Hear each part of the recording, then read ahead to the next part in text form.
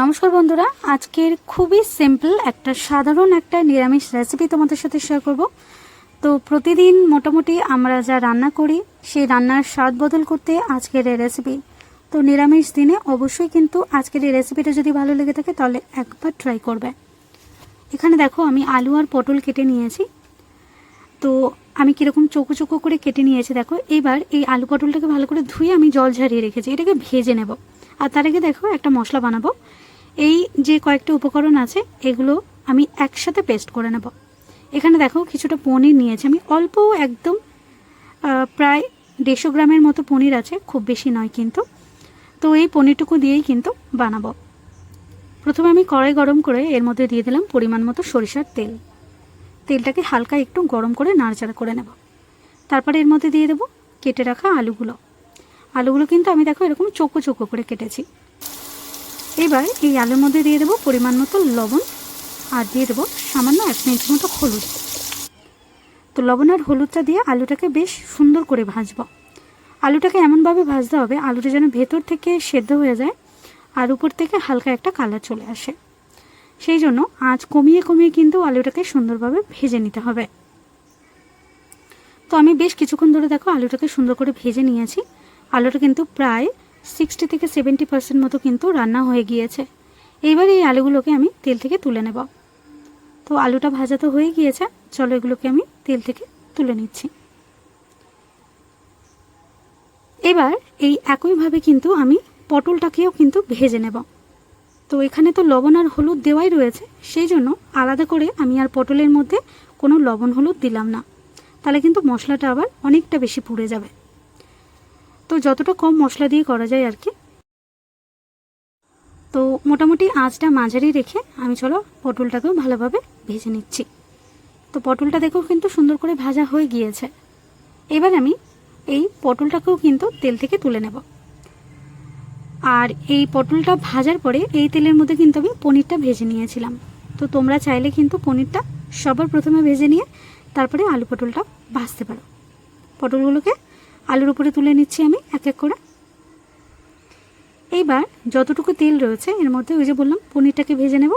তো হালকা একটু নাড়াচাড়া করে নেব। কাঁচা পনিরের গন্ধ আমার অন্তত খুব একটা ভালো লাগে না, সেই জন্য আমি পনিরটাকে জাস্ট একটু ভেজে নিচ্ছি এই মশলার মধ্যে। তো চলো পনিরটা ভেজে নিয়েছি, একটু নাড়াচাড়া করে এটাকে তুলে নিয়েছি। এইবার সামান্য একটু তেল আবার আমি অ্যাড করে দিয়েছি, সরিষার তেল। এবার এর মধ্যে আমি দিয়ে দিচ্ছি একটু থেতো করা গরম মশলাতে আমি একটু হামনদিস্তা একটু থেতো করে নিয়েছি। দিয়ে দিচ্ছি একটা শুকনো লঙ্কা আর একটা তেজপাতা। তো গোটা ফোড়ন হিসেবে আমি এটুকুই রাখছি। এইবার আমি যে পেস্টটা তৈরি করেছিলাম প্রথমে দেখিয়ে দিয়েছিলাম, তো সেই পেস্ট আমি এখানে দিয়ে দিলাম তেলের মধ্যে সরাসরি। মিক্সিং কন্টেনারটা ধুয়ে অল্প একটু জল এখানে কিন্তু অ্যাড করে দেব। তো মোটামুটি 4 কাপে 1/2 কাপ মতো জল একটু আমি এখানে দিয়ে দিচ্ছি। এইবার মশলাটাকে তেলের মধ্যে কষিয়ে নেব। তো এই মশলাটাকে কিন্তু একদম লো আঁচে কিন্তু কষাতে হবে। আঁচটা কিন্তু খুব বেশি জোর দেওয়া যাবে না, কারণ এর মধ্যে তো কাজু বাদাম রয়েছে আর পোস্তও রয়েছে, তাহলে কিন্তু তলা লেগে যেতে পারে। সেজন্য কিন্তু অবশ্যই করে কিন্তু আঁচটাকে লোতে দিয়ে কিন্তু রান্না করতে হবে।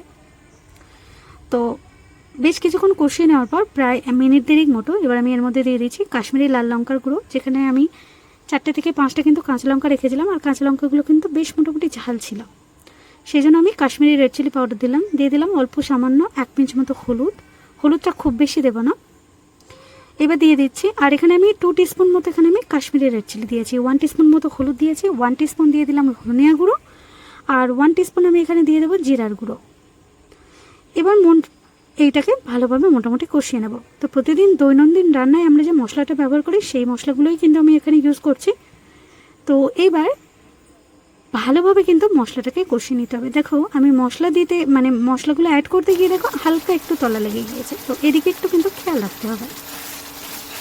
এরকমভাবে মশলাটা কষাবো আর মাঝখানে একটু করে নাড়াচাড়া করে দেবো। তো এইভাবে বেশ কিছুক্ষণ আমি নাড়াচাড়া করব যতক্ষণ না পর্যন্ত এটা একটু ড্রাই হয়ে যায়। তো দেখো কীরকম ড্রাই হয়ে গিয়েছে। এইবার কিন্তু এটাকে ঢাকা দেব আর আঁচটাকে কিন্তু একেবারে পুরো লোতে করে দেব। একদম লো আঁচে প্রায় মিনিট 1.5 কিন্তু হতে দিয়েছি। দেখো মশলা থেকে একেবারে তেল ছেড়ে গিয়েছে। এইবার এই পর্যায়ে কিন্তু আমি এর মধ্যে আলু পটল যেটা ভেজে রেখেছিলাম সেটাকে দিয়ে দিচ্ছি। তো চলো ভেজে রাখা আলু পটলটা দিয়ে দিলাম। আলু পটলটাকে একটু কষিয়ে নিয়েছি। এবার আমি এর মধ্যে দিয়ে দিয়েছি পরিমাণ মতো লবণ। যতটা লবণ প্রয়োজন দিয়ে দিলাম। লবণটাকে দিয়ে আবারও একটু নাড়াচাড়া করে নেব, মানে একটু কষিয়ে নেবো আর কি আলু পটলটাকে। যেহেতু এটা ভাজা রয়েছে, খুব বেশি সময় ধরে কষিয়ে নেওয়ার দরকার নেই। মোটামুটি মিনিট খানেক ধরে একটু নাড়াচাড়া করে নিলেই হবে। তো আলু পটলটা কিন্তু কষানো হয়ে গেছে। এবার আমি এখানে পরিমাণ মতো জল দিয়ে দেবো। আমি এখানে আলু পটলের ছক্কা বানাচ্ছি, সেই জন্য আমি জলটা এমনভাবে দেব যাতে কিন্তু এটা ঝোল ঝোল না থাকে, একদম মানে একটু ড্রাই টাইপের হয় কিন্তু রেসিপিটা, মানে কষা কষার মতো হয়। তো আলু পটলের ছক্কা বানালে এরকমভাবেই কিন্তু আমি বানাই। তো এবার দেখো একটু নাড়াচাড়া করে নিয়েছি, আর এমনভাবে জল দিয়েছি এই জলটা কিন্তু পরে পুরোটাই টেনে নেবে আর একটু মাখো মাখো হয়ে যাবে।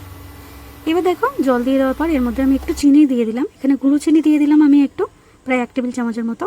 এবার ঢাকা দিয়ে আঁচটাকে মিডিয়ামে দিয়ে বেশ কিছুক্ষণ হতে দিয়েছি। তারপর দেখো শেষের দিকে ভেজে রাখা পনিরগুলোকে দিয়ে দিলাম। এবার একটু পনিরটাকে দিয়ে একটু নাড়াচাড়া করে নেব, আর আবারও মিনিট খানেক ধরে কিন্তু রান্না করে নেব। তো মিনিট খানেক হয়ে গিয়েছে, দেখো প্রায় মাখো মাখো হয়ে গিয়েছে। এবার আমি এখানে সবশেষে একটুখানি কাসুরি মেথি উপর থেকে ছড়িয়ে দিলাম। ব্যাস তৈরি হয়ে গেল আজকের এই আলু পটলের ছক্কা রেসিপি। তারপরে গরম গরম এটাকে ভাত, রুটি, পরোটা যে কোনো কিছুর সাথে সার্ভ করবে। তো চলো আজ এই পর্যন্তই, সবাইকে টাটা।